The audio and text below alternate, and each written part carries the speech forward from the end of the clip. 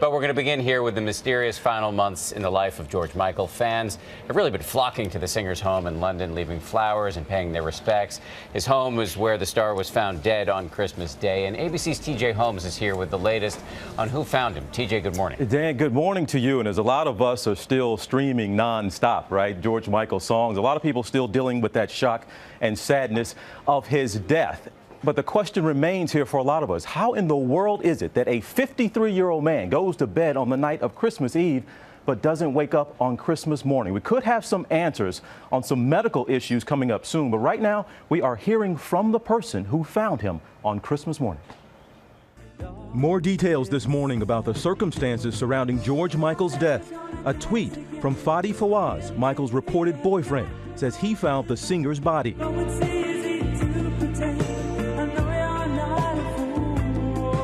The London-based hairdresser wrote, "It's a Christmas I will never forget, finding your partner dead peacefully in bed first thing in the morning. I will never stop missing you." As friends and fans gather at Michael's home to pay tribute to the singer, who is believed to have passed away from heart failure at the age of 53, new pictures are emerging this morning of Michael out to dinner with a friend in his hometown of Oxfordshire this past September. In them, he looks a far cry from the artist. I gotta have faith.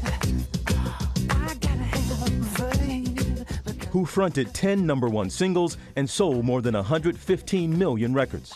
Baby. In the 2 days since Michael's death, song streams have increased more than 3,000% on sites like Spotify.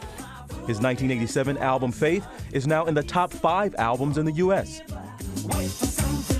Friends say the one-time pop icon had withdrawn from public life over the last couple of years as he tried to overcome struggles with drugs and alcohol, which had plagued him through much of his career. In 2008, he was caught with drugs in a public restroom. I'm coming out here on my own so that you'll realize I just want to start again. And a health scare in 2011 when he says he almost died from pneumonia while on tour.